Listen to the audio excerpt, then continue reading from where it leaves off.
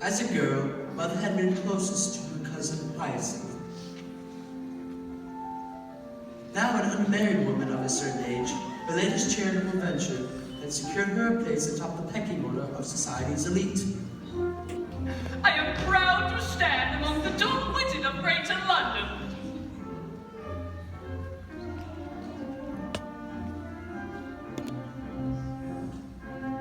The Hyacinth had a virtual monopoly on the feeble-minded, but her valiant efforts disintegrated into scandal when her beneficiaries turned out to be not so dull of wit after all.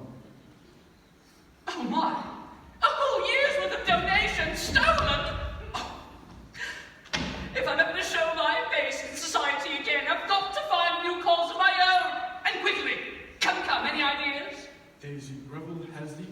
Lady Sitwell has the blind. And the fund for sailors' widows? That's the two of them combined. Night school for all the nervous. Lady Beach and Margaret Guest. Crutches for the crippled. There was Elsie's first big West. Wayward women. Daisy Greville. Who's behind disfigured men? Daisy Greville. And the deaf. Don't tell me it's Greville yet again. Everyone's got something, can't you see why I'm bereft? I want to do some good. What the devil's left? What the devil's left? Pardon, Miss Dicewith. Yes, speak up, what is it? Baron Philpott of the Foreign Office. We met last month at the Consumptives Ball. Oh, yes, you're looking much better. If I may, have you considered going abroad? One hears such terrible suffering in Egypt, for example. Egypt, land of the Pharaohs and of Moses the Israelite, home to the Great Pyramids and the Sphinx. Yes, but now home to disease and starvation, and desperate and abandoned children, and then in need of a new heroine. Dare I say one of Cleopatra? That's it. We'll populate an orphanage in Cairo with foundlings from the reeds along the Nile to want agree to grow, to swaddle it and know the joys of its pathetic little smile. The news will travel soon and on to London. Our selfishness will meet with great acclaim. The stifling will be stilled, and the empire will be filled with homes for bastard children in my name. All aboard the Luxor Express to Cairo.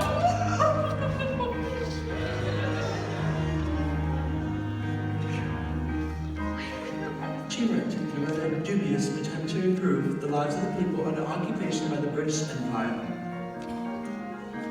What I failed to tell her was that a violent uprising against the Empire was imminent, and no British citizen was considered safe. So you can imagine my surprise when Lady Hyacinth returned to London quite unharmed. Oh, Baron, I couldn't possibly. The chaos, the calamity. What about the babies? Babies?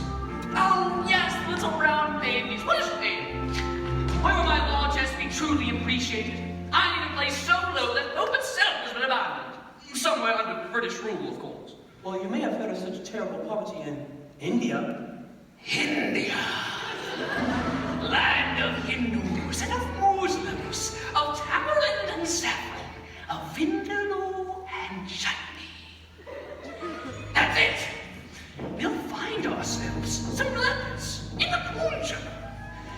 The hopeless and the wretched and the cursed.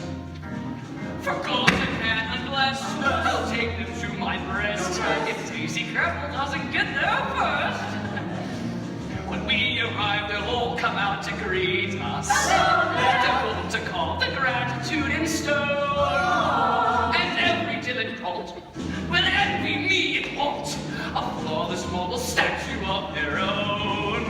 Now not a word to even your mothers to believe. Although, come to think of it, what is the point of helping others unless you let the whole world know? Call the Times of London!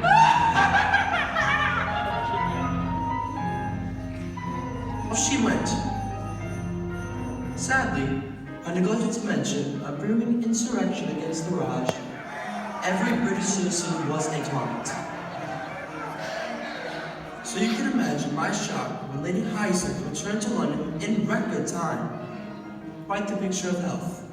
Would you believe they refused our help, presented our very presence? Now I ask you this, where would they be if not for the British? Precisely. You cannot be a savior to those who don't wish to be saved. A wise explanation, your ladyship. I would think there are people queuing up this very moment, just hoping to be colonized. Well, I'm sure there's people for whom domination and subjugation would be a welcome change. Yes, I should think so, yes. Perhaps a quieter sport. Somewhere peaceful, but tragic.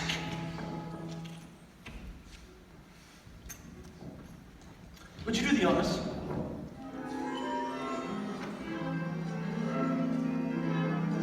Ah, yes! The blue Pacific. Wide and infinite.